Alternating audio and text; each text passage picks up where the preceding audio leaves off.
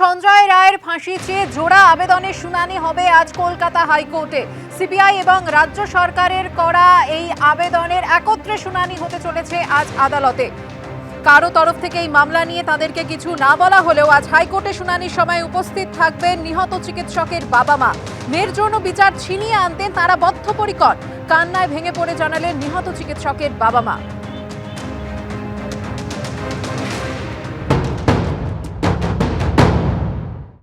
CBI তদন্তই করেনি, সে তো high court Sealdah কোর্টের আদালত যে বিচার করেছেন, তিনি বিচার যে রায় দিয়েছেন রায়ের কপিতে তো লিখিয়ে দিয়েছেন। সিবিআই কোনো কাজই করেনি, সিবিআই কাজ করেনি তার তো প্রমাণ তো এখানেই পাওয়া যাচ্ছে। যেখানে সুপ্রিম কোর্টে বলছি আমরা, সলিসিটর জেনারেল নিজে বলছেন যে আমরা সময় মতন সাপ্লিমেন্টারি চার্জশিট দেবো, এখানে শিয়ালদা কোর্টে দাঁড়িয়ে বলছে সাপ্লিমেন্টারি চার্জশিট দেবো। আমি তো একটা কথাই বারবার বলছি যে সুপ্রিম কোর্টের মতো জায়গায় দাঁড়িয়ে এত মিথ্যা কথা বলা যায়, সেটা আমাদের অভিজ্ঞতায় ছিল না। আজকে আমার মেয়ের মৃত্যু, সেটা আমাদের চোখে আঙুল দিয়ে দেখিয়ে দিয়েছি। হাইকোর্টে মিথ্যা বলে, কারণ আমাদের এখানে আমরা নিজেরাই প্রেজেন্ট থাকবো, দরকার হলে আমরাই প্রতিবাদ করবো। মানে যদি মিথ্যা বলে? হ্যাঁ, অবশ্যই। মানে একদম তার জন্য হ্যাঁ, আমরা প্রস্তুতি নিয়েই যাচ্ছি। আপনাদের আইনজীবী? আমার আইনজীবী প্রস্তুত আছে। শেষ হয়ে গেছে সব, যে দুষ্কৃতীরা শেষ করেছে তাদের। আমার যেমন ঘুম পায় না রাত, প্রতিটা দিন রাত 3টে থেকে সেই যে তার মামা চিৎকার আমি শুনতে পাই। হয়তো আমি যতদিন বেঁচে থাকবো ততদিনই আমি শুনতে পাবো, কিন্তু তার জন্য যারা দায়ী তাদের আমি কোনো দিন ছেড়ে যাব না। শেষ রক্তবিন্দু দিয়ে লড়াই করব, যে যা বলুক, কিন্তু আমি কোনো বিভ্রান্ত না, আমি হতাশও না। এবং দেশের জনগণকেও বলবো হতাশ হবেন না। যারা আমার মেয়েকে ঘরের মেয়ে মনে করেছিলেন তারা প্লিজ আমার পাশে থাকবেন, এবং বিচার আমরা ছিনিয়ে আনবই।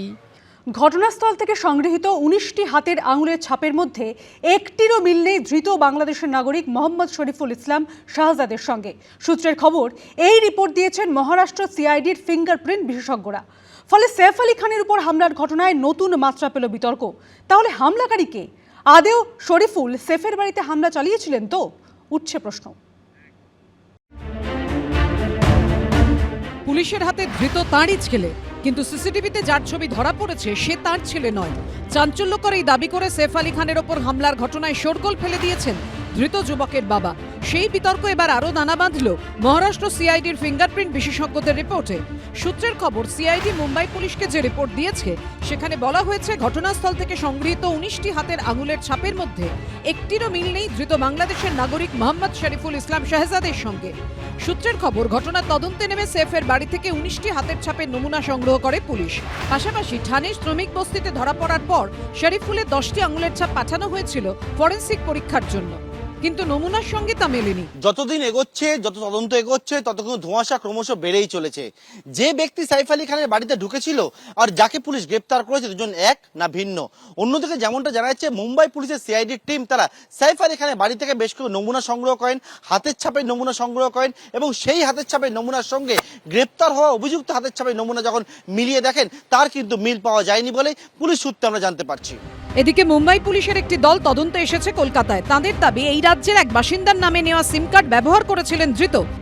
অভিযুক্ত যে সিম কার্ড ব্যবহার করত, পাশাপাশি তার বেশ কিছু লেনদেন সংক্রান্ত বিষয় এ রাজ্যে যোগ পান মুম্বাই পুলিশের তদন্তকারীরা, এবং সেই জন্য এ রাজ্যে আজকে কলকাতায় মুম্বাই পুলিশের টিম আসে, এবং আসার পরবর্তীকালে তারা কলকাতা পুলিশের সঙ্গে যোগাযোগ করে এবং বেশ কিছু জায়গায় তারা যায় এবং সেখানে গিয়ে বেশ কিছু নথিপত্র সংগ্রহ করেন। এবং শুধুমাত্র কলকাতায় নয়, যেমনটা জানা যাচ্ছে মুম্বাই পুলিশ সূত্রে রাজ্যের বিভিন্ন প্রান্তে তারা যোগাযোগ পেয়েছে এবং সেই সমস্ত জায়গায় গিয়ে সমস্ত পুঙ্খানুপুঙ্খ তথ্য সংগ্রহ করতে চাইছেন তদন্তকারী আধিকারিকরা।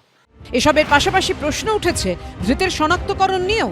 সৈফ আলী খানের বাড়ির সিঁড়িতে থাকা সিসিটিভি ক্যামেরায় যে সন্দেহভাজনের ছবি ধরা পড়েছিল তা শনাক্ত করতে পশ্চিম রেলওয়ের সাহায্যও চেয়েছিল পুলিশ। পশ্চিম রেলওয়ে তাদের ফেসিয়াল রেকগনিশন সিস্টেম ব্যবহার করে সম্ভাব্য সন্দেহভাজনদের ছবি তৈরি করে, কিন্তু সূত্রের খবর, সিসিটিভিতে ধরা পড়া ছবি এতটাই অস্পষ্ট ছিল যে প্রযুক্তি ব্যবহার করেও সেটিকে স্পষ্ট করা যায়নি। তাহলে যাকে সিসিটিভি ফুটেজে দেখা যাচ্ছে আর যাকে পুলিশ গ্রেফতার করেছে, দুজনে কি একই ব্যক্তি? এই প্রশ্ন আগেই উঠেছে। বাংলাদেশ থেকে টেলিফোনে এবিপি আনন্দকে দেওয়া সাক্ষাৎকারে ধৃতের বাবা দাবি করেছেন, সিসিটিভিতে যার ছবি ধরা পড়েছে সে তার ছেলে নয়। আমি তো দেখেছি, এখানে ভালো করে দেখলাম যে তার চুল অনেক বড়, সামনে চোখ ঢেকে যায়, হ্যাঁ কিন্তু এইরকম চোখ ঢাকা হ্যাঁ। ছবি চুল আমার ছেলে রাখে না এবং চেহারা অন্য ধরনের একটু দেখা যায়। তারপরে আপনাদের ভারতবর্ষ তো বিশাল, কারো সাথে চেহারার কিছু না কিছু মিল থাকে এবং এ তো ছোটখাটো আমাদের বাংলাদেশে একটা প্রদেশের মতো। কত বড় ভারতবর্ষ দেশ, কিছু না কিছু লোকের সাথে মিল থাকে, ডিফারেন্স আছে, দুটো ফটো আলাদা। যদিও মুম্বাই পুলিশের দাবি ঘটনার কথা স্বীকার করেছেন শরীফুল। তদন্তকারীদের দাবি ধৃত স্বীকার করেছেন তিনি শাহরুখ খানের বাড়িতেও চুরির চেষ্টা করেছিলেন, কারণ তার আধার কার্ড এবং অন্যান্য নথি তৈরি করতে টাকার প্রয়োজন ছিল। কিন্তু শাহরুখ খানের বাড়িতে চুরি করতে ব্যর্থ হওয়ায় সে অন্য বাড়িতে চুরির পরিকল্পনা করেন। সেই উদ্দেশ্যেই সৈফ আলী খানের বাড়িতে ঢুকে সিঁড়ি ভেঙে চলে গিয়েছিলেন একদম 12 তলায়। গত 15 তারিখ গভীর রাতে দুষ্কৃতীর ছুরির আঘাতে জখম হন সৈফ আলী খান। মেরুদণ্ডের নিচে ছুরি গেঁথে গিয়েছিল, আঘাত লেগেছিল হাতে ও শরীরের অন্যান্য জায়গায়। পরের দিনই লীলাবতী হাসপাতালে অস্ত্রোপচার হয় তাঁর। এক সপ্তাহ পর ছাড়া পান তিনি।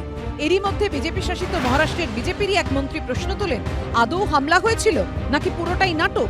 জানিয়ে তৈরি হয় বিতর্ক। এবার বিতর্ক আঙুলের ছাপ নিয়ে। আদৌ শরীফুল সেফের বাড়িতে হামলা চালিয়েছিলেন তো, নাকি শরীফুলের বাবার সন্দেহই ঠিক? প্রশ্ন উঠছে। পার্থপ্রতিম ঘোষের রিপোর্ট, এবিপি আনন্দ।